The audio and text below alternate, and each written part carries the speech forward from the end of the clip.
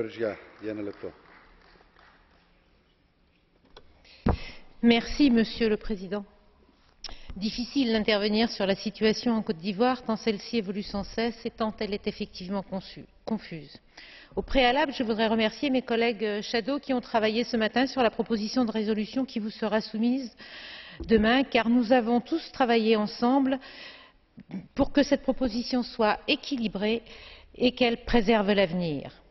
Nous savons aujourd'hui que des exactions ont vraisemblablement été commises dans les deux camps et il faudra que les coupables soient poursuivis quels qu'ils soient. C'est la population ivoirienne qui est la première victime de la situation en Côte d'Ivoire. L'ONU sur place, via l'ONUCI, n'a pas su les protéger. Pire, elle s'est engagée, avec l'appui des forces militaires françaises, au détriment d'un seul camp, sur la base, certes, d'une résolution de l'ONU, mais qui date de 1975, c'est-à-dire il y a 36 ans.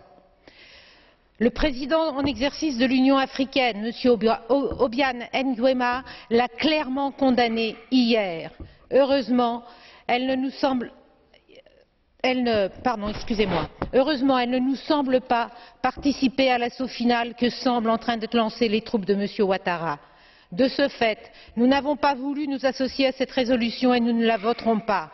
On connaît le rôle de la France en Afrique. La Franc-Afrique a fait suffisamment de dégâts et elle continue. Et les autorités françaises ne s'en cachent pas puisqu'elles disent vouloir préserver les intérêts de la France qu'elles veulent assumer. Madam Vergiat, I do not mean to be, you know what I mean now. I don't need to say anything else, do I?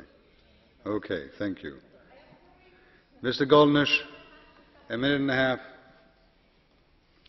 Monsieur le Président, ce qui est terrible dans nos sociétés modernes, et en particulier dans notre société